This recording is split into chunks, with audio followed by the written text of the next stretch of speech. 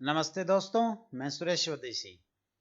ये वीडियो है NCERT syllabus book geography chapter 5 class 6 major domains of the earth.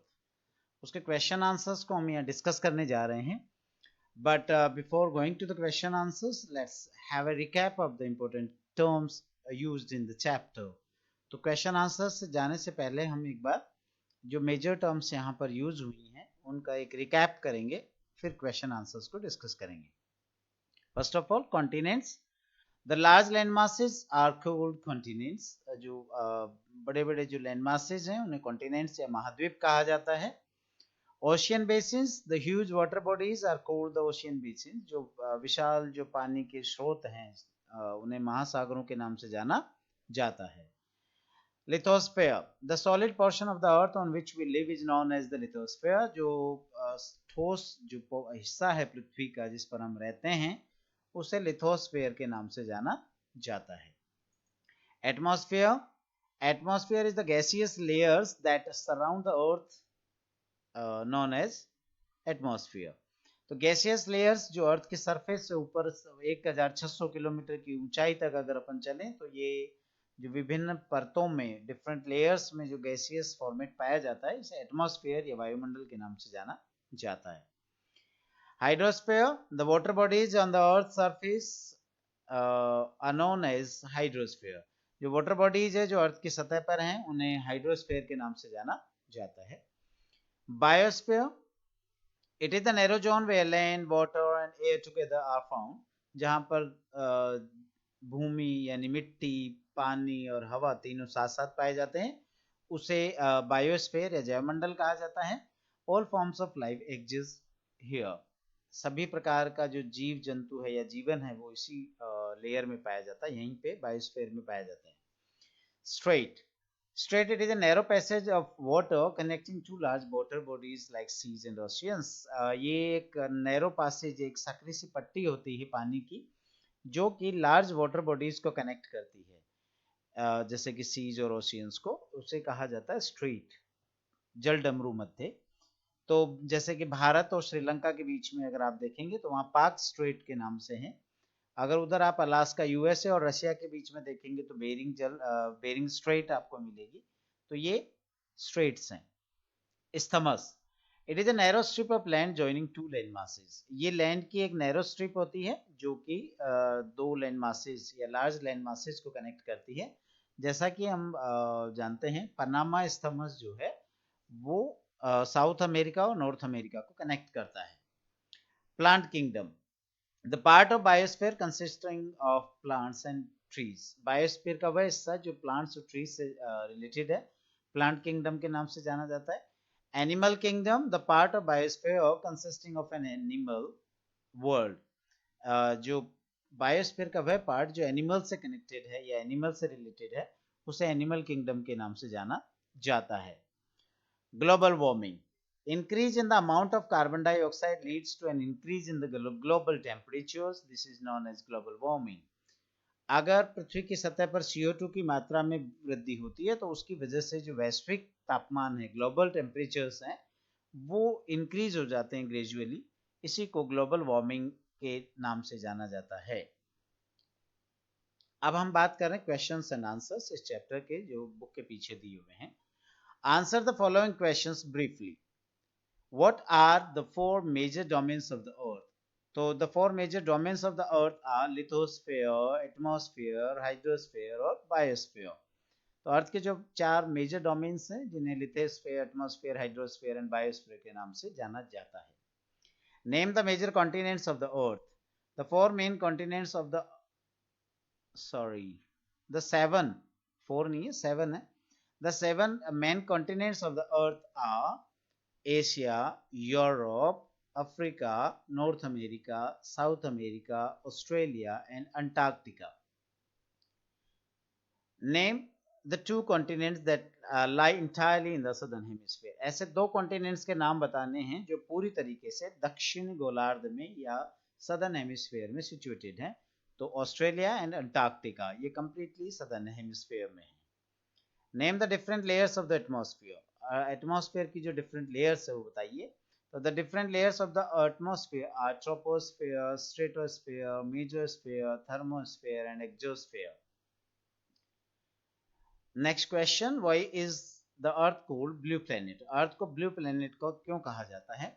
The earth is called the blue planet because it is the only planet which has water and it looks blue from the sky because of the presence of water in it.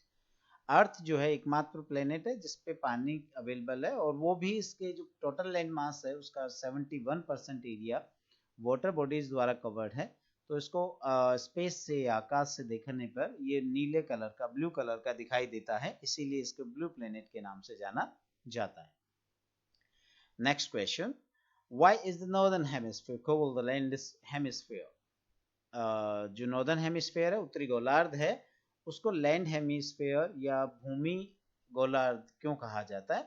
उसका reason ये है, the northern hemisphere is called the land hemisphere because of the following reasons. Firstly, greater part of the landmass lies in the northern hemisphere. It is more than 70% of the total area. एक तो ये बात है कि 70% से ज्यादा जो land mass है अर्थ का, वो नॉर्दर्न हेमिस्फीयर में आता है, तो एक reason. Second, water body area is smaller in this hemisphere.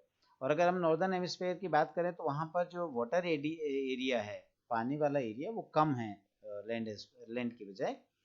अब वो केवल 30% के आसपास पड़ता है, इसीलिए नॉर्दर्न हेमिस्फीयर को लैंड हेमिस्फीयर के नाम से जानते हैं. Why is the biosphere important for living organism?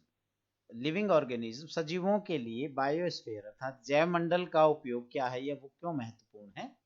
The biosphere is important because of the following reasons. One, biosphere sustains all life in all forms. Biosphere में ही सभी प्रकार का जीवन पॉसिबल है, हर तरीके से. Second, it provides food to them, ये उनको भोजन उपलब्ध कराता है. Third, it provides stage to all forms of life to act upon. और यहाँ एक ऐसा वातावरण मिलता है जिससे सभी जो जीव जंतु हैं, सजीव जो हैं, वो अपना जीवन जी पाते हैं. Second question, tick the correct answer. First question, the mountain range that separates Europe from Asia. वो माउंटेन रेंज जो यूरोप को एशिया से सेपरेट करती है, उसको यूराल माउंटेन रेंज के नाम से जाना जाता है, Urals. Second question, the continent of North America is linked to South America by an isthmus. तो हम बात कर रहे थे कि पनामा इस्थमस जो है वो नॉर्थ अमेरिका और साउथ अमेरिका को लिंक करती है, कनेक्ट करती है. Third question, the major constituents of the atmosphere by percentage is. Major constituent of the earth, sorry atmosphere by percentage. अगर एटमॉस्फेयर की बात करें तो कौन सी ऐसी गैस है जो उसका मेजर पोर्शन कवर करती है? तो वो गैस है नाइट्रोजन, जो कि 78% अर्थात 78% उसका भाग कवर करती है. Next question, the domain of the earth consisting of solid rocks. Earth का वह हिस्सा जो कि सॉलिड रॉक से बना हुआ है, क्या नाम से जाना जाता है? उसे हम लिथोस्फीयर के नाम से जानते हैं. Next question, which is the largest continent? Which is the largest continent? So the answer is Asia is the largest continent. Question number 3, fill in the blanks. तो यहाँ पर कुछ blanks हैं और उनके answers आपको देने हैं. The deepest point on the earth is in the Pacific Ocean. तो अर्थ के ऊपर जो सबसे गहरा जो स्थान है वो मेरियाना ट्रेंच है, जो कि 11,022 मीटर्स डीप है और ये पैसिफिक ओशियन में सिचुएटेड है. Second question, B, the ocean is named after a country. तो एक ऐसा ओशियन है जो किसी कंट्री के नाम पे अर्थात इंडिया के नाम पे उसका नाम पड़ा हुआ है, तो इसका नाम है Indian Ocean. Question number C, the is a narrow contact zone of land, water and air that supports life. तो ये आंसर होगा biosphere. D, the continents of Europe and Asia together are known as Eurasia. Europe और Asia के जो continents हैं उनको एक मिला करके यूरेशिया के नाम से जाना जाता है. Next, the highest mountain peak on the earth is mount Everest. Highest mountain peak है mount Everest. So students, these were the questions and answers of the chapter. I think this will be very much helpful for you. आपके लिए बहुत ही मददगार साबित होंगे.